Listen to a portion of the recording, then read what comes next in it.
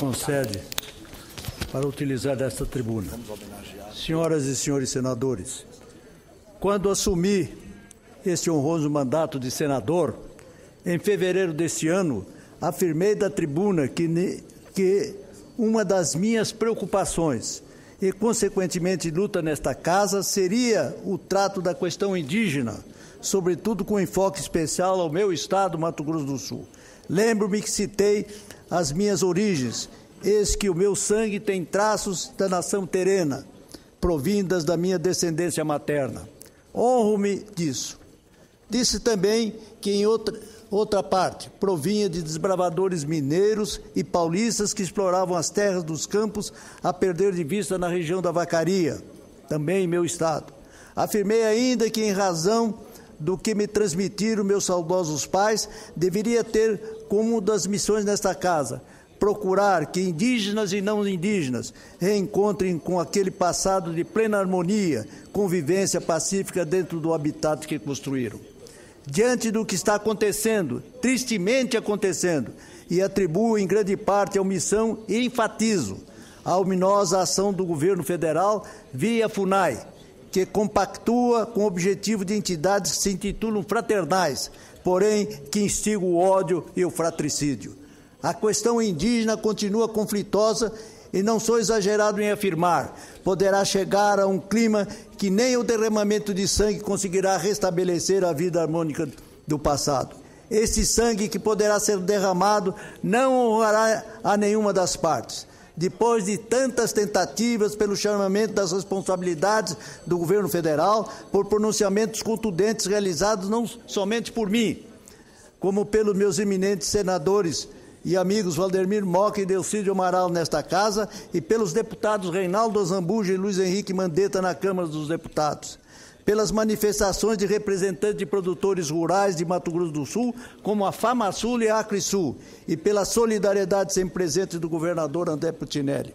O governo federal, e aí destaco a atuação constante, precisa e conciliatória da senhora ministra-chefe da Casa Civil, Gleisi Hoffmann, e do senhor ministro Gilberto Carvalho, da Secretaria-Geral da Presidência da República, manifestaram interesse nesta questão gravíssima. Solenemente reuniram indígenas e produtores rurais no final de junho em Campo Grande, capital do meu estado. Nele selou-se que o governo federal, em 45 dias, daria uma solução tida como definitiva para o affair indígena. Isto, índios e não índios acreditaram. Claro, houve esforço, sobretudo do Conselho Nacional de Justiça, que fez um percussiente levantamento do quadro geral do conflito no Estado, especificamente na questão da fazenda Buriti, no município de Serolândia. Recentemente, a Comissão de Assuntos Fundiários do Conselho Nacional de Justiça apresentou documentos indicando 6 instrumentos para resolver os conflitos no Estado. As soluções apontadas para a transferência de terras envolvem a conclusão definitiva do processo administrativo demarcatório e a correspondente indenização das benfeitorias feitas pelo possuidor de boa-fé, a desapropriação de áreas por interesse social, a aquisição direta de terras, o assentamento de pequenos proprietários rurais, a transação judicial e a indenização por ato ilícito do Estado decorrente da titulação considerada posteriormente ilegítima. As sugestões do Conselho Nacional de Justiça abrangem 41 áreas delimitadas por estudos concluídos pela FUNAI, bem como outras que fazem parte de 10 grupos de trabalho constituídos no âmbito da FUNAI para identificação de áreas e revisão de limites de terras indígenas já existentes. O governo federal, pelo senhor ministro da Justiça, José Eduardo Cardoso, ao final dos 45 dias, levou, no entanto, uma proposta que considero enganosa, passando, entre aspas, a batata quente para o governo do Estado. As terras seriam compradas com títulos de divulgares, os famosos TDAs.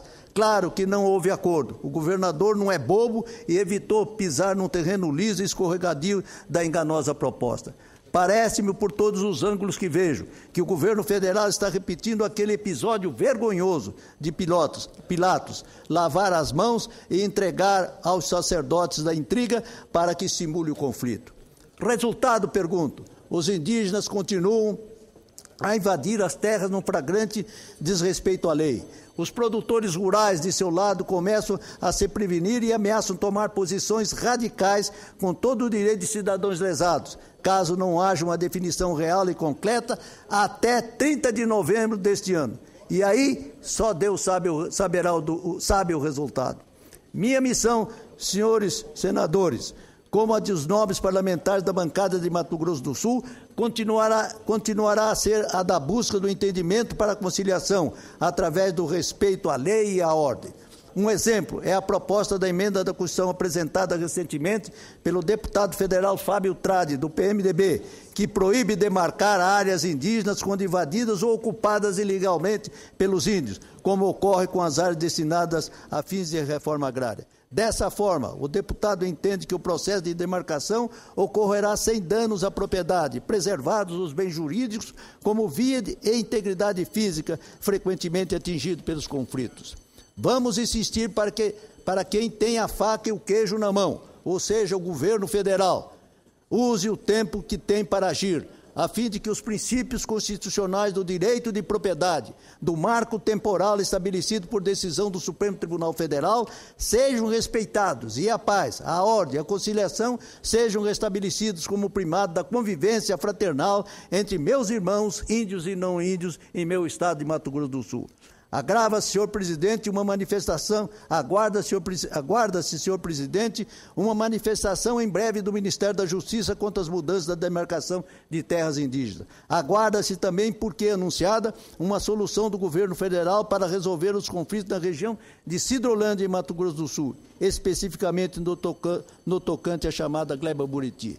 Há ainda a decisão do Supremo Tribunal Federal, que a partir de hoje começa a decidir sobre os embargos declaratórios apostos ao acórdão que proclamou sobre a delimitação da área da reserva Raposa Serra do Sol, em Roraima, definindo explicitamente o marco temporal de posse nos termos do artigo 231 e 232 da Constituição Federal. Numa demonstração muito clara da preocupação do Senado da República por uma solução que restabeleça os direitos fundamentais da nação indígena, como o da cláusula pétrea que consagra o direito de propriedade fundamentado em lei, a Comissão da Agricultura iria realizar audiência pública amanhã, dia 24, com o ministro da Justiça, o senhor José Eduardo Cardoso, a presidente da FUNAI e representante de produtores rurais. Isso, senhor presidente, iria com reticência da minha parte, porque hoje pela manhã fui surpreendido pela decisão do senhor ministro da Justiça de furar o compromisso. Isso só confirma a minha impressão de que ele, entre aspas, empurrará esta sensível questão com a barriga, fecha aspas, para usar, aliás, a expressão proferida pelo próprio Cardoso, quando negou tal atitude durante a reunião com políticos, produtores rurais e indígenas este ano.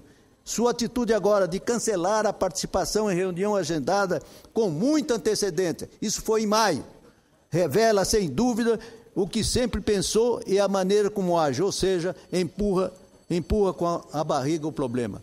Parece-me que a chula desculpa para não comparecer ao debate na Comissão da Agricultura do Senado seria aguardar a decisão do Supremo Tribunal Federal a respeito dos embargos declaratórios das reservas Raposa Serra do Sol em Roraima, decisão que provavelmente balizará as próximas demarcações de terras indígenas no Brasil. Ninguém crê na seriedade dessa desculpa. Decepcionado, senhor presidente, repito, com a fuga do ministro da Justiça da audiência no Senado para discutir o impacto de demarcações de terras indígenas na agricultura brasileira, a minha esperança é de que a presidência da República, pelas posições que sempre acreditei da ministra da Casa Civil, senhora Gleisi Hoffmann, nossa colega nesta casa, e do ministro Gilberto Carvalho, puxe a orelha do ministro da Justiça, José Eduardo Cardoso, a não ser, o que não creio, que o governo deseja a contundência de um conflito fundiário entre brasileiros, índios e não índios. Sinceramente, senhor presidente Renan Calheiros, manifestando desta tribuna a minha preocupação diante do que hoje vejo em meu estado, Mato Grosso do Sul, com relação à questão fundiária, isso pelo corpo mole, entre aspas, demonstrado pelas autoridades da República, repito com ênfase, à nação e a todos nós que almejamos paz e conciliação entre irmãos, evitaremos a eclosão de tragédias que jamais esqueceremos.